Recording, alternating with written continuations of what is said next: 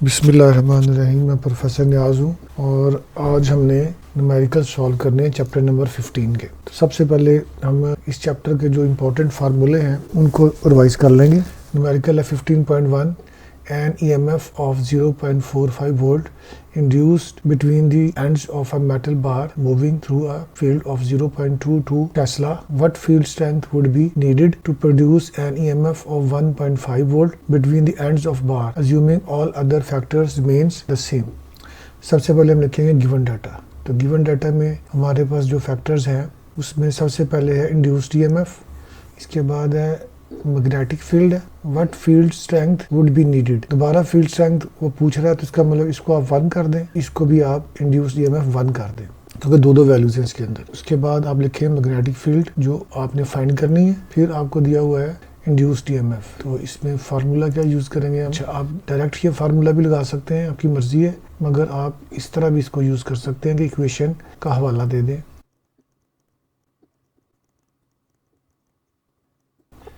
ये question number 1 बना लें इसको और दोबारा इंड्यूस्ड EMF लिखें। ये है जी -VBL, क्योंकि अदर फैक्टर सारे सेम है, इसका मतलब एंगल भी सेम है, V की वैल्यू भी सेम है, लेंथ भी सेम है।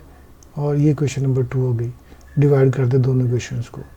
Induced EMF that is equal to -VBL sine of theta divide by induced EMF। जो सेम फैक्टर है उनको काट दें आप, ये फैक्टर कट जाएंगे आपस में, सेम है, V के साथ V कट गया, माइनस साइन के साथ माइनस साइन कट गया और हमारे पास ये बच गया। क्रॉस मल्टीप्लाई कर दें इसको और B2 की वैल्यू निकाल लें आप, ये वैल्यू बच जाएगी। तो पुट कर दें वैल्यूज अब।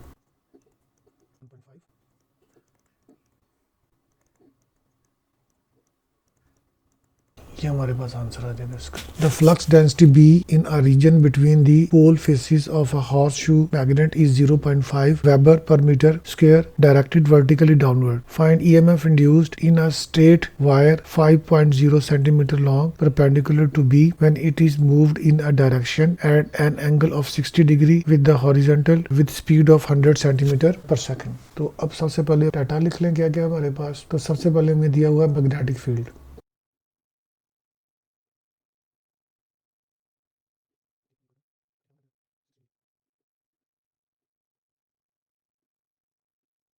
सबसे पहले ये जो सिनेरियो है इसके डायग्राम को देख लें कि मैग्नेटिक फील्ड जो है वर्टिकली डाउनवर्ड है, ये मैग्नेटिक फील्ड है। डायग्राम की शक्ल में हम ज़ाहिर है इसको शो तो करना है, तो हम इसको शो करते हैं ऐसे बिल्कुल, यानी ये अंदर की तरफ है बेसिकली, और हम इसको शो इस तरीके से कर रहे हैं।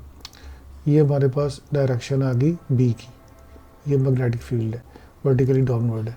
अच्छा, उसके बाद एंगल जो बना रहा है हॉरिजॉन्टल के साथ बना रहा है, तो हॉरिजॉन्टल के साथ ये जो एंगल शो कर रहा है वो कितना है, इसके साथ जो एंगल बन रहा है वो कितना बन रहा है, वो बन रहा है 60। इस तरफ ये इसकी जो है वो वेलोसिटी है, यानी ये समझ लें आपके इस तरीके से ये मूव कर रहा है, ये रॉड V।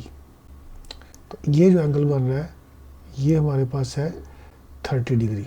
ये V और B के दरमियान एंगल यही हमें चाहिए जी। अब हमारे पास सबसे पहले थीटा आएगा, तो 90 में से आप 60 निकाल दें तो theta is equal to 90 degree minus θ1 that is equal to 90 degree minus 60 degree और थीटा हमारे पास आ जाएगा 30 डिग्री। अब उसके बाद इस्तेमाल करेंगे हम फार्मूला। ये हो जाएगा हमारे पास V की वैल्यू 1, B की वैल्यू हमारे पास कितनी है 0.5, लेंथ हमारे पास है 0.05 और साइन ऑफ 30 डिग्री।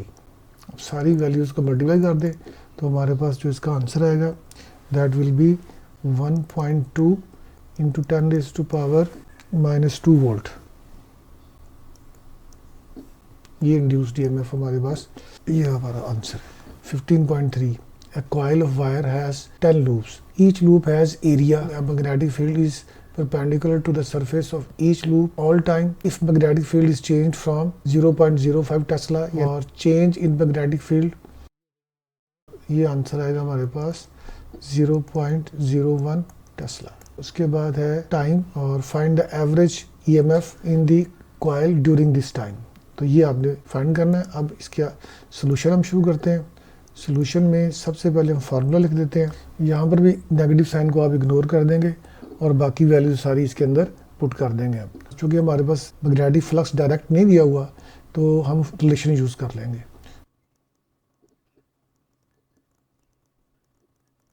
क्योंकि वो सरफेस एरिया जो है पासिंग थ्रू परपेंडिकुलरली कर रही है, यानी कि वेक्टर एरिया के साथ 0 डिग्री का एंगल बनाएंगी। अब सारी वैल्यूज पुट कर दें इसके अंदर। ये आ जाएगा हमारे पास 10 और डेल्टा बी की वैल्यू हमारे पास है 0.01 और एरिया हमारे पास कितना है 1.5 इंटू 10⁻³ -3 0.01। अब सबको मल्टीप्लाई कर दें और सिंप्लीफाई करें। ये हमारे पास आ जाएगा induced EMF is equal to 1.5 into 10⁻³ volt. ये आंसर है हमारे 15.4। A circular coil has 15 turns. Radius दिया हुआ हमें, रेडियस लिख लेते हैं। Rather the plane of coil lies at 40 degree to the uniform magnetic field. Again यहाँ पर एंगल θ1 कर दें इसको और मैग्नेटिक फील्ड दिया हुआ है वो भी लिख लेते हैं हम। If the field is increased by 0.5 tesla, delta B की वैल्यू क्या हो जाएगी B2 माइनस B1। तो ये आंसर आ जाएगा हमारे पास 0.3 टेस्ला। टाइम है हमारे पास, find the magnitude of the induced EMF. और अब हम इसका सोल्यूशन देख लेते हैं। सोल्यूशन में सबसे पहले आप लिखेंगे फार्मूला। तो फार्मूला यहाँ भी फैराडेज लॉ वाला ही लगेगा, नेगेटिव साइन को आप इग्नोर कर दें। अच्छा, यहाँ पर थोड़ा सा डायग्राम को हम डिस्कस कर लेते हैं। देखिए ये प्लेन ऑफ कॉइल है, मैग्नेटिक फील्ड जो एंगल बना रहा है वो ये बना रहा है 40 डिग्री का। ये प्लेन ऑफ कॉइल के साथ ये एंगल बना रहा है। कौन बना रहा है? ये मैग्नेटिक फील्ड। मगर आपको पता है हमने देखना है वेक्टर एरिया के साथ। तो वेक्टर एरिया कौन सा है? तो वेक्टर एरिया बेसिकली ये है, ये वेक्टर एरिया।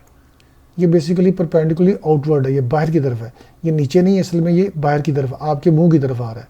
तो ये जो एंगल बनेगा यहाँ पर ये वाला, तो ये एंगल बनेगा हमारे पास। अब असल में हमें ए और बी के दरमियान एंगल चाहिए। तो ए और बी के दरमियान एंगल जो ये बनेगा हमारे पास 50 डिग्री, क्योंकि 90 माइनस 40 50 डिग्री। तो सबसे पहले हम थीटा का मसला को हल कर लेते हैं।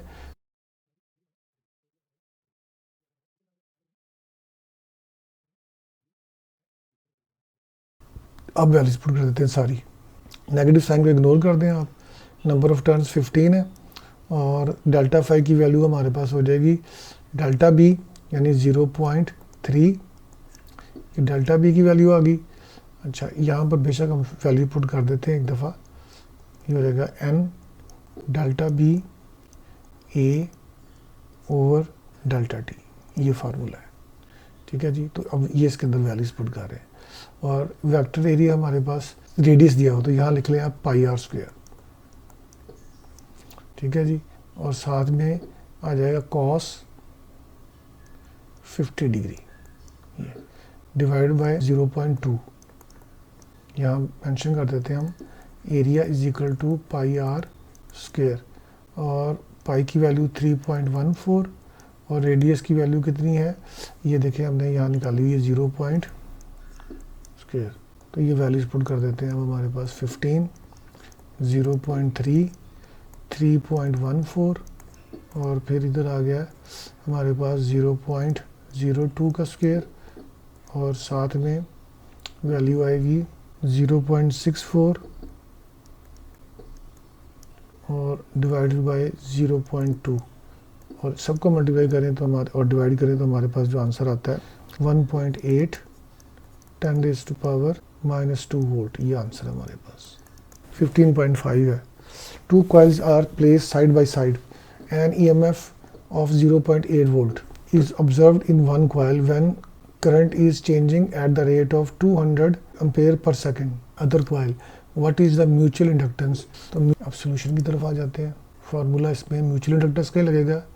We know that M will be equal to induced EMF over values put कर देते हैं हम इसके अंदर।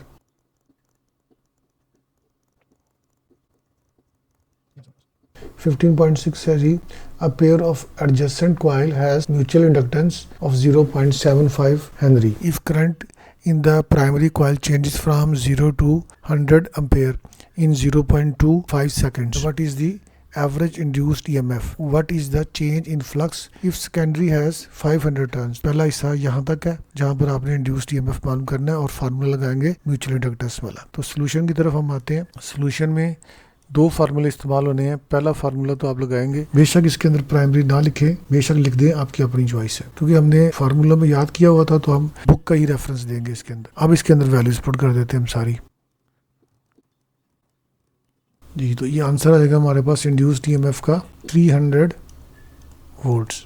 तो ये आंसर हमारे पास निकला है। अब आते हैं हम दूसरे क्वेश्चन की तरफ। रिलेशन क्या यूज़ करेंगे आप देखिए। अब आप इंड्यूस्ड ईएमएफ हमने निकाल लिया है तो फैराडेज लॉ ही हम यहाँ पर अप्लाई कर देते हैं, क्योंकि देखिए इंड्यूस्ड ईएमएफ हमारे पास मौजूद है। फैराडेज लॉ में देखिए आप सब चीज़ें आपके पास मौजूद है, नंबर ऑफ टर्न्स भी आपके पास मौजूद है, delta phi over delta T, ठीक है। डेल्टा फाई हमने निकालना है तो इसी रिलेशन को अमेंड करेंगे और डेल्टा फाई बाहर निकालेंगे तो ये हमारे पास वैल्यू आ जाएगी delta phi is equal to induced EMF into delta T divided by number of turns. अब इसके अंदर आप सारी वैल्यूज़ पुट कर दें।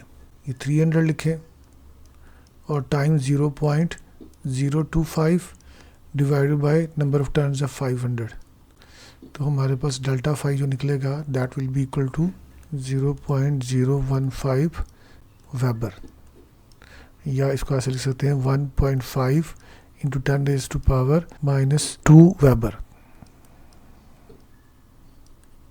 जी। ये आंसर हमारे पास। A solenoid has 250 turns and its self-inductance 2.4 millihenry. What is the flux through each turn when current is 2 ampere? What is the induced EMF? The current changes, तो rate of change of current अब लिख देते हैं unit के हिसाब से, देखें ना, एम्पेयर पर सेकंड है। अब इसके सोल्यूशन की तरफ आ जाते हैं हम। सबसे पहले हमारे पास ये वाला पार्ट है, यहाँ तक जो क्वेश्चन है उसमें आपने फ्लक्स मालूम करना है और इंडक्टेंस की वैल्यू दी हुई है और नंबर ऑफ टर्न्स दिए हुए हैं। तो फार्मूला यहाँ पर आप यूज कौन सा करेंगे, तो यहाँ से आप निकाल लें वैल्यू फाई की। Phi is equal to LI over N। Values put कर दें आप 2.4 इंटू 10⁻³ और करंट की वैल्यू हमारे पास है 2 ampere divided by number of turns हैं 250। सबको सिंप्लीफाई करें तो जो फ्लक्स हमारे पास आएगा दैट विल बी 1.92 इंटू 10⁻⁻5 और यूनिट इसका वेबर। अब दूसरा पार्ट हम देखते हैं कि रेट ऑफ चेंज ये है और इंड्यूस्ड ईएमएफ आपने फाइंड करना है। तो रिलेशन आप यूज़ करेंगे सेल्फ इंडक्टेंस वाली। अब वैल्यूज पुट कर दें सारी। सेल्फ इंडक्टेंस की वैल्यू वही है आपके पास 2.4 इंटू 10⁻⁻3 डेल्टा आई ओवर डेल्टा टी, ये दिया हुआ आपको 20 एम्पेयर पर सेकंड। इन दोनों को मल्टीप्लाई कर दे तो हमारे पास निकलेगा 0.048 वोल्ट, तो ये बन जाएगा 48 मिली वोल्ट जी। ये इंड्यूस्ड ईएमएफ है, ये हमारा आंसर है। A solenoid of length 8 centimetre and cross sectional area 0.5 centimetre और नंबर ऑफ टर्न्स भी हैं, तो नंबर ऑफ टर्न्स भी लिख लेते हैं टर्न्स। और आपने मालूम क्या करना है, self inductance. The current in the solenoid increases through 1.5 ampere in 0.5 second. Find the magnitude of induced EMF. तो सबसे पहले आप लिखेंगे फार्मूला इसके अंदर μ0n² AL। इसके अंदर वैल्यू सारी पुट कर दें। आपको पता है कि μ0 की वैल्यू एक कांस्टेंट है which is equal to 4 pi into 10⁻⁻7 weber per ampere per metre. अब यहाँ पर सारी वैल्यूज पुट कर लेते हैं।